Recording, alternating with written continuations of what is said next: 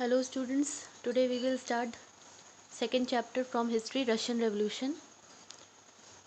The revolution in the Russia, socialism became one of the most significant and powerful idea to shape the society in the 20th century. तो जो Russia में revolution हुआ था उसमें socialism ने बहुत important factor play किया था, जिसकी वजह से रशिया की जो सोसाइटी थी 20th सेंचुरी में काफ़ी चेंज हो गई थी। लिबरल, रेडिकल एंड कंजर्वेटिव, ये तीन आपके मेन ग्रुप्स थे जो कि रशिया के रेवोल्यूशन में और साथ ही साथ रशिया के अंदर थे। और इसमें कुछ ग्रुप्स ऐसे थे जो कि रेवोल्यूशन कर रहे थे और कुछ ग्रुप्स ऐसे थे जो रेवोल्यूशन नहीं चाहते थे। One of the group which look to change the society व the liberal wanted a nation which tolerated all religion. सबसे पहला जो ग्रुप है आपका वो लिबरल है। लिबरल वो ग्रुप था आपका जो कि सोसाइटी में, समाज में बदलाव चाहता था और साथ ही साथ ये एक ऐसा नेशन, एक ऐसा राष्ट्र चाहता था जिसमें कि सारे के सारे रिलीजन, सारे धर्मों को बराबर से जगह दी जाए। We should remember that at this time European state usually discriminated in favour one of religion और another. Britain favour the church of England, Austria and Spain favour the Catholic church. तो हमें याद रखना होगा कि ये वो टाइम था जबकि आप यूरोप के अंदर क्या होता था, किसी एक रिलीजन, एक धर्म को बहुत ज़्यादा फेवर किया जाता था, बहुत ज़्यादा प्रायोरिटी दी जाती थी। उसका एक एग्जाम्पल दिया, जैसे कि ब्रिटेन में favour the church of England, Austria and Spain. तो ब्रिटेन में क्या होता था, किस चीज़ को फेवर किया जाता था, जो कि आपके इंग्लैंड के जो चर्च होते थे, उसी जगह पे ऑस्ट्रिया और स्पेन जो होते थे वो किसको फेवर करते थे, कैथोलिक चर्च को फेवर करते थे। Liberal also oppose the uncontrollable power of dynastic ruler. साथ ही साथ लिबरल्स जो थे वो जो डायनेस्टिक रूलर्स चल रहे थे, जो तानाशाही चलाते थे, उस तरह के राजा के पावर को अपोज करते थे, उनको वो पसंद नहीं करते थे। उनका ये मानना था कि किसी भी तरीके से डायनेस्टिक रूल, तानाशाही या मोनार्की सिस्टम नहीं होना चाहिए। They wanted to safeguard the right of individual against the government. साथ ही साथ इनका ये भी मानना था कि उनको इंडिविजुअल का, हर इंसान के राइट को प्रोटेक्ट करना है। They argued for a representative, elected parliamentary government subject to law, interpreted by a well-trained judiciary that was independent of ruler and official. इन्होंने आर्ग्यू किया, इन्होंने बहस करी कि इनको एक इलेक्टेड गवर्नमेंट चाहिए, इनको एक सरकार चाहिए, पार्लियामेंट्री गवर्नमेंट चाहिए। साथ ही साथ इनको एक ऐसे लॉज चाहिए थे कि जिससे कि एक वेल ट्रेंड आपका जुडिशरी, मतलब न्यायालय हो, जो कि ऐसा न्यायालय हो, ऐसा जुडिशरी सिस्टम हो जो कि राजा या राजा से रिलेटेड जो ऑफिसर्स हैं उनके दबाव में काम ना करे, फ्री होके काम करे। However they were not Democrat. लेकिन हम लिबरल्स को डेमोक्रेट नहीं कह सकते हैं। क्यों? क्योंकि लिबरल्स जो थे वो यूनिवर्सल एडल्ट फ्रेंचाइजी कॉन्सेप्ट में बिलीव नहीं करते थे। यूनिवर्सल एडल्ट फ्रेंचाइजी का मतलब होता है the right of every citizen to vote, मतलब हर नागरिक को ये अधिकार मिले कि वो वोट दे सकता है। लेकिन इस कॉन्सेप्ट में लिबरल बिलीव नहीं करते थे। उनका ये मानना था कि जिन लोगों के पास प्रॉपर्टी है, जिन आदमियों के पास प्रॉपर्टी है, उन्हीं को वोट देना चाहिए। साथ ही साथ इनका ये भी मानना था कि जो वुमेन्स हैं उनको वोट नहीं देना चाहिए। इसके बाद जो दूसरा ग्रुप है वो है रेडिकल। रेडिकल एक ऐसा नेशन चाहते थे, एक ऐसा राष्ट्र चाहते थे जिसमें कि गवर्नमेंट जो बने वो ज़्यादा से ज़्यादा मेजॉरिटी ऑफ कंट्री पॉपुलेशन की वजह से बने। मतलब जो भी सरकार बन रही है उसमें ज़्यादा से ज़्यादा कंट्री की जो पॉपुलेशन है वो योगदान दे और सरकार बने। Many supported the women suffrage movement.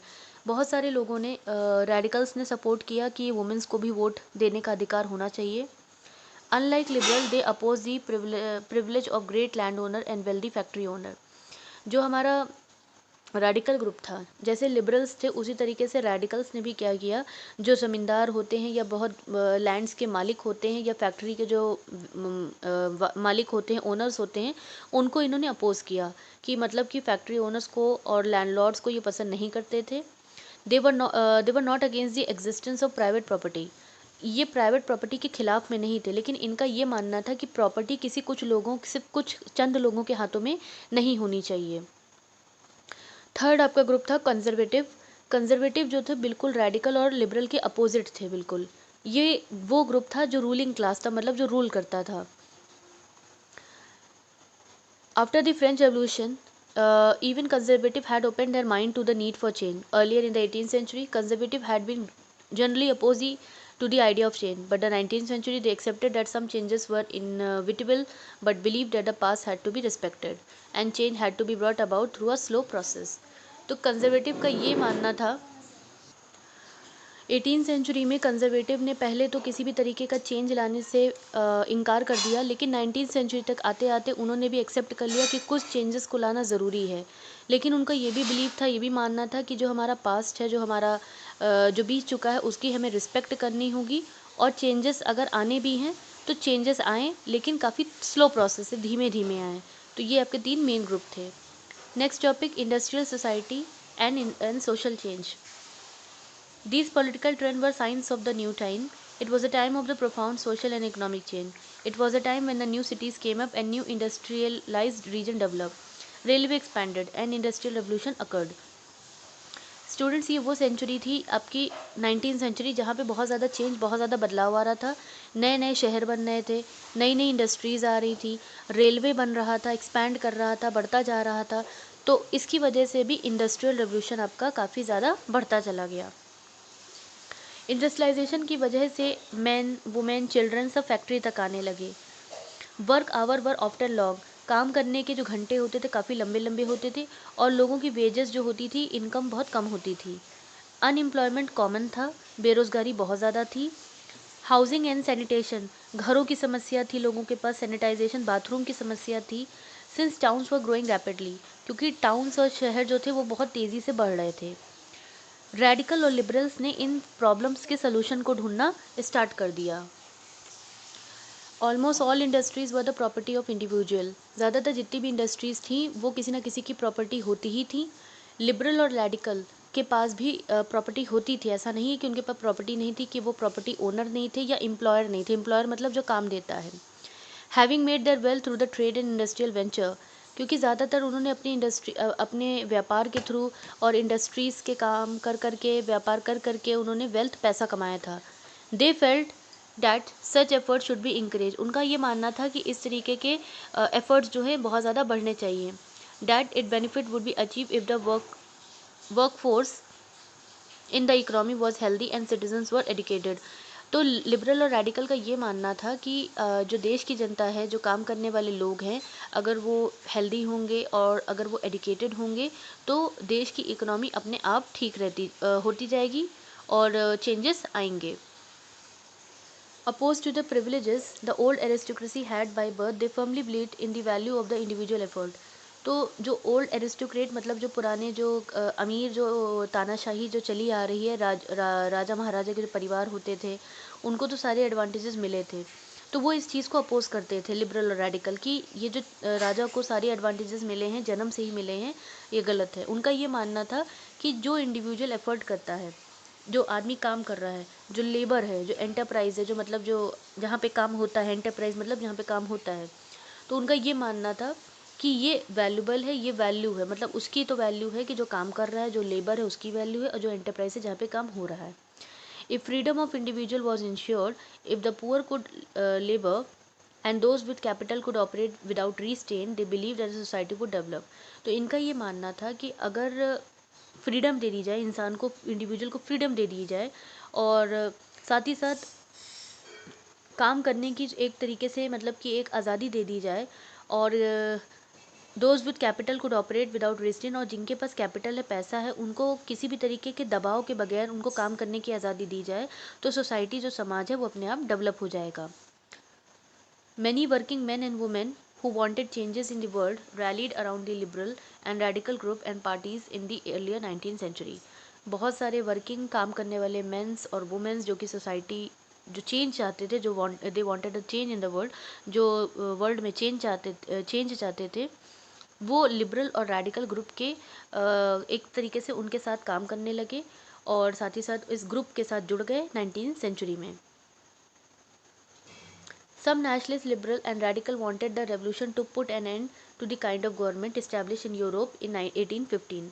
तो जो 1815 में 1850 में जो गवर्नमेंट यूरोप में बनी थी, जो जो वहाँ पे जो जिस तरीके के जो सिस्टम चल रहा था, उसके ऊपर एक तरीके से लगाम लगाना, एंड करने का काम कुछ रेडिकल, लिबरल और नेशनलिस्ट, जो क्रांतिकारी जैसे हम कह सकते हैं, जो लिबरल्स थे, जो रेडिकल थे, वो चाहते थे कि इस तरीके की गवर्नमेंट को बंद किया जाए। क्योंकि जो 1815 में जो आपकी गवर्नमेंट थी वो कैसी थी, कंजर्वेटिव थी, जो मोनार्क्स होते थे, जो तानाशाही चलाते थे, इस तरह की गवर्नमेंट वहाँ पे थी।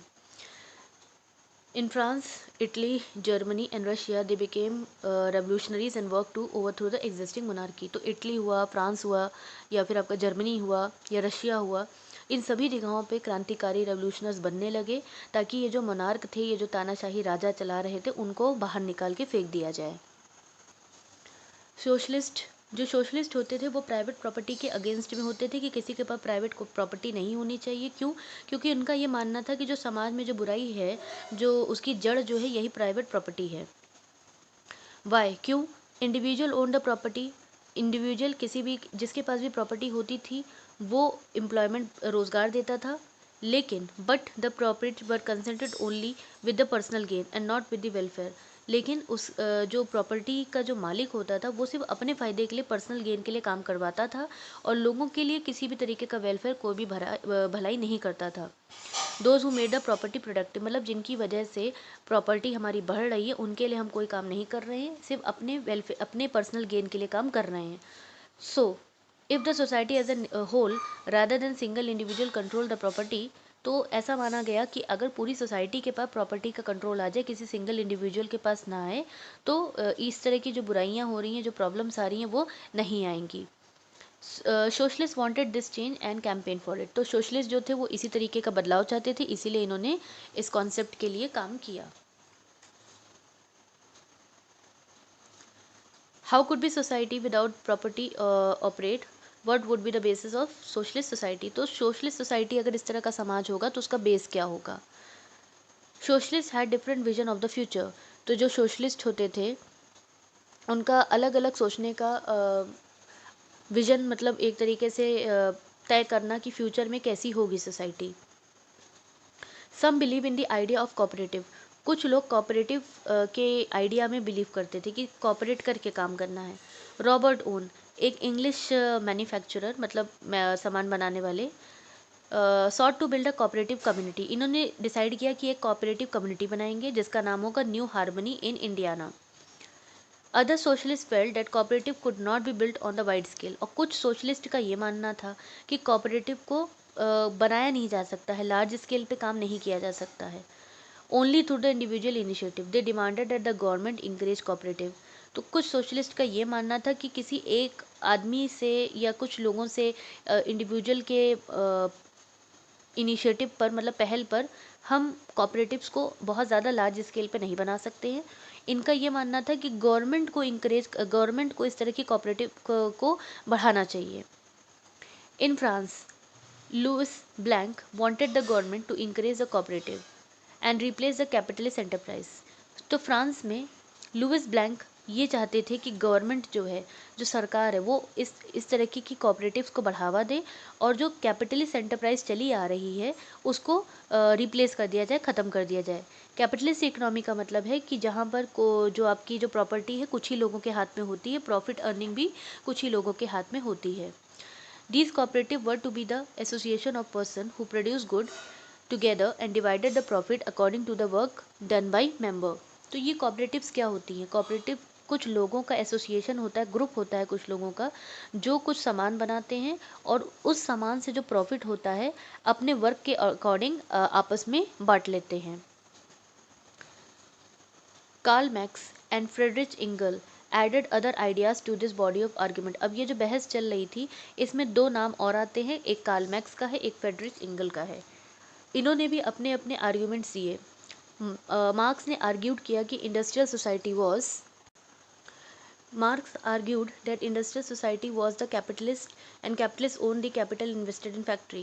तो कार्ल मैक्स का ये मानना था कि जो इंडस्ट्रियल सोसाइटी है, जो उसके जो ओनर्स हैं वो ज़्यादातर कौन है, इंडस्ट्रियल सोसाइटी जो है वो कैपिटलिस्ट सोसाइटी है और कैपिटलिस्ट ही सारी की सारी जो फैक्ट्रीज़ के जो मालिक होते हैं वो सारी चीज़ों को अपने कंट्रोल में रखते हैं और जो प्रॉफिट होता है वो कैपिटलिस्ट जो है आपस में ही बांट लेते हैं और जो लोग सामान बनाते हैं, जो वर्कर्स हैं जिनकी वजह से प्रॉफिट कमाया जा रहा है, उनको कुछ भी नहीं मिलता है। और इनका ये भी मानना था कि अगर वर्कर्स की कंडीशन इतनी ख़राब है तो इसी कारण की वजह से है और कुड नॉट बी इम्प्रूव। और कंडीशन जो वर्कर्स की है वो तब तक इम्प्रूव नहीं हो सकती है जब तक as long as this profit, जब तक ये जो प्रॉफिट है वो प्राइवेट कैपिटलिस्ट के हाथ में है, जब तक प्राइवेट कैपिटलिस्ट या प्राइवेट कंपनियों के हाथ में प्रॉफिट रहेगा, वर्कर्स की कंडीशन इंप्रूव नहीं हो पाएगी। Workers had to overthrow the capitalism and the rule of private property. तो इनका ये मानना था कि वर्कर्स को अपनी आवाज़ उठानी होगी और ये जो प्राइवेट प्रॉपर्टी ओन करते हैं, जो बड़े बड़े फैक्ट्री के मालिक, इनको ओवरथ्रो करना होगा, मतलब इनको बाहर निकालना होगा। Marx believe that a free themselves from the capitalist exploitation. उनका ये मानना था कि वर्कर्स को अपने आप को इस तरह के शोषण से आज़ाद करना होगा। Worker has to construct a radical society, socialist society where all property was socially control.